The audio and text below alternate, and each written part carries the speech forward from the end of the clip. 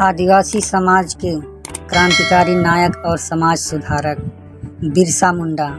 बिरसा मुंडा का जन्म मुंडा जनजाति के गरीब परिवार में हुआ था।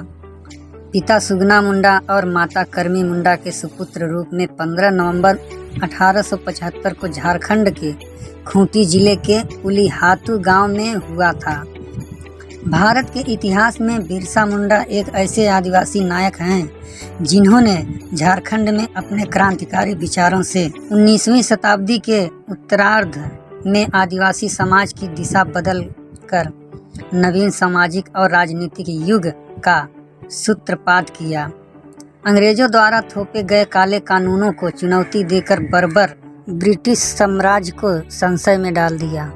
बिरसा मुंडा ने महसूस किया कि आचरण के धरातल पर आदिवासी समाज अंधविश्वासों की आंधियों में तिनके सा उड़ रहा है तथा आस्था के मामले में भटका हुआ है।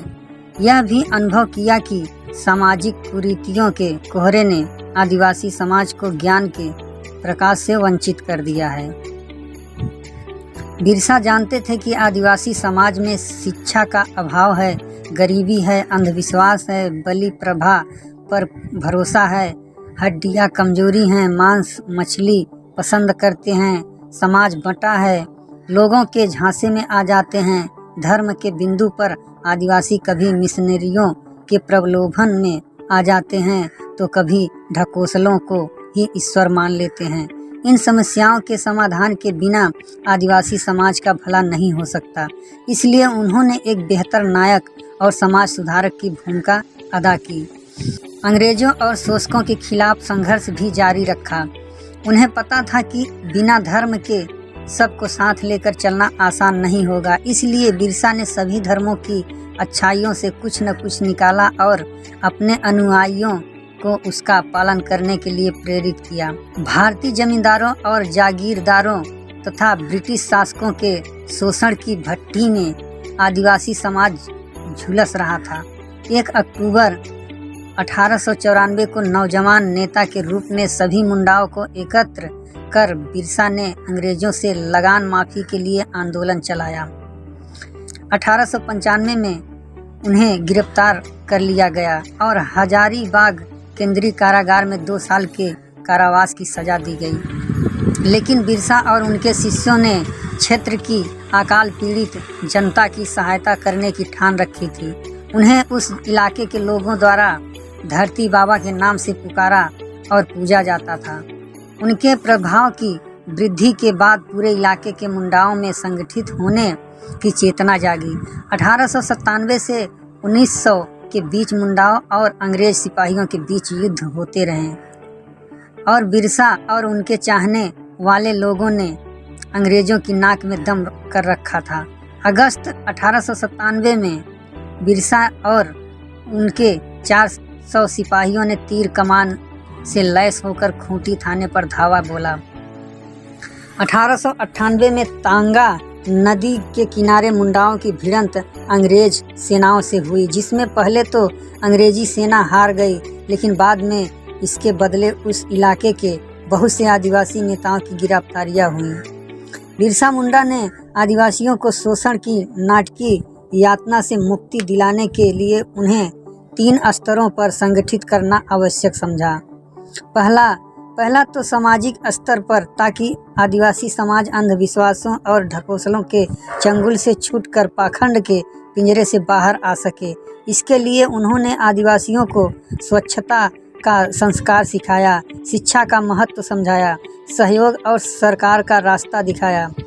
सामाजिक स्तर पर आदिवासियों के इस जागरण से जमींदार, जागीरदार और तत्कालीन ब्रिटिश शासन तो बौखलाया ही, पाखंडी झाड़ फूंक करने वाले की दुकान भी ठप हो गई। ये सब बिरसा मुंडा के खिलाफ हो गए।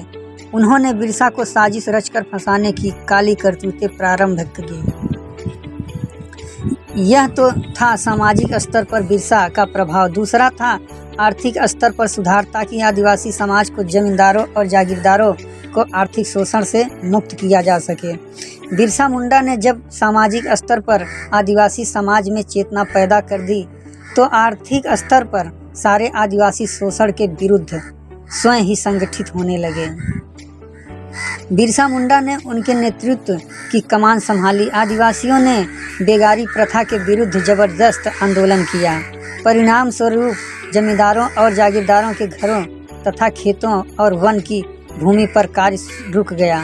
तीसरा था राजनीतिक स्तर पर आदिवासियों को संगठित करना।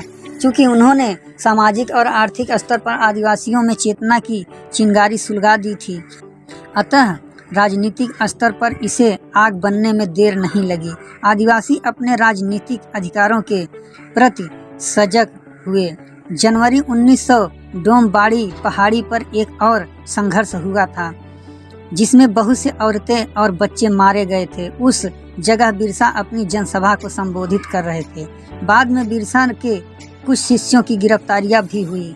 अंत में स्वयं बिरसा भी 3 फरवरी 1900 को चक्रधरपुर में गिरफ्तार कर लिए गए। ब्रिटिश हुकूमत ने इसे खतरे का संकेत समझकर मुंडा को गिरफ्तार करके जेल में डाल दिया। वहां अंग्रेजों ने उन्हें धीमा जहर दिया था, जिस कारण 9 जून 1900 को बिरसा की मृत्यु हो गई। जिस समय महात्मा गांधी दक्षिण अफ्रीका में रंगभेदी सरकार के खिलाफ लोगों को एकजुट कर रहे थे, लगभग उसी समय भारत में बिरसा मुंडा अंग्रेजों शोषकों के खिलाफ एक महत्वपूर्ण लड़ाई लड़ चुके थे। गांधी से लगभग 6 साल छोटे बिरसा मुंडा का जीवन सिर्फ 25 साल का रहा। उनका संघर्ष काल भी सिर्फ 5 साल का रहा, लेकिन इसी अवधि में उन्होंने अंग्रेजों शोषकों के खिलाफ जो संघर्ष किया, जिस बिरसावाद को जन्म दिया, उसने बिरसा को अमर कर दिया।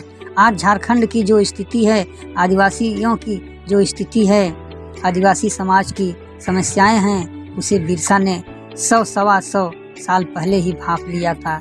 यह बताता है कि बिरसा कितने दूरदर्शी थे, इसलिए उन्हें भगवान बिरसा कहा जाता है।